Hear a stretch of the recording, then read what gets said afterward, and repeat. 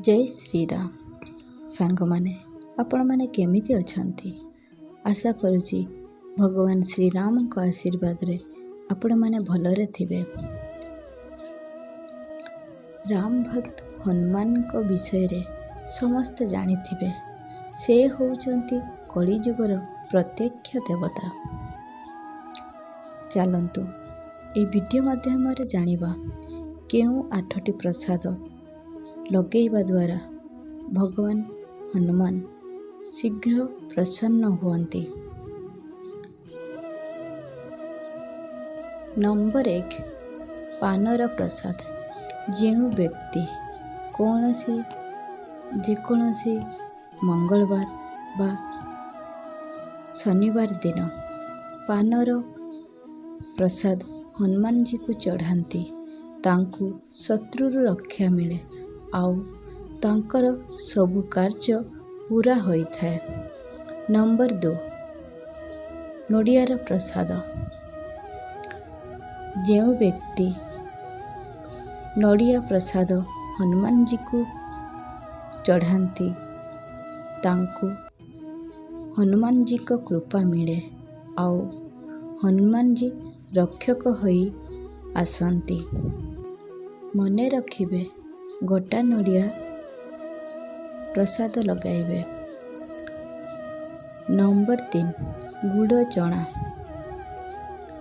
जो व्यक्ति गुड़ आउ चनार प्रसाद लगाती तांकर घरे जेते भी कली झगड़ा थाउना कहीं सबु दूरीभूत होई जीवो।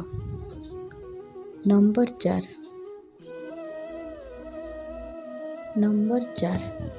जिलापीर प्रसाद।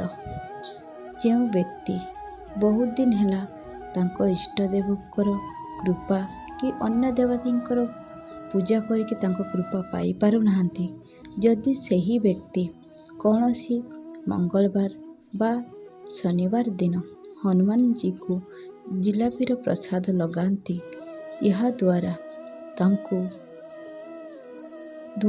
हनुमान जी तांको इष्टदेव को मनै थांती। सेतिपई कुहा जाइछि और देवता चित्ति न धरई हनुमत सेई सर्व सुख करई। नंबर 5 बुंदी लड्डू। जो व्यक्ति सबुबेले उदास बा गुमसुम रहे से हनुमान जी को बुंदी लड्डू प्रसाद लगेଇବା सहित राम जींकर नाम जप करी सेही प्रसाद को ग्रहण कले सेही व्यक्ति प्रसन्न मुख होई रुहे।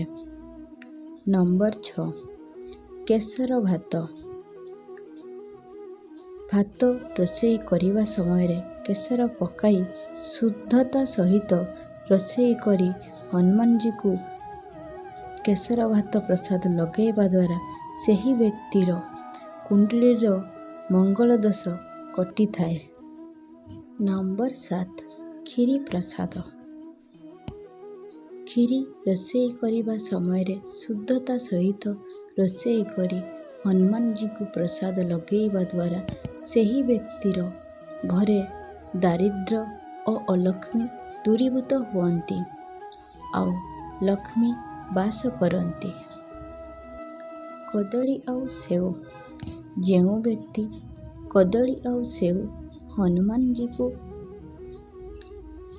प्रसाद लगाती तांकु राम जी कर भक्तिर प्रतिफल मिले ता सहित हनुमान जी को कृपा मिले।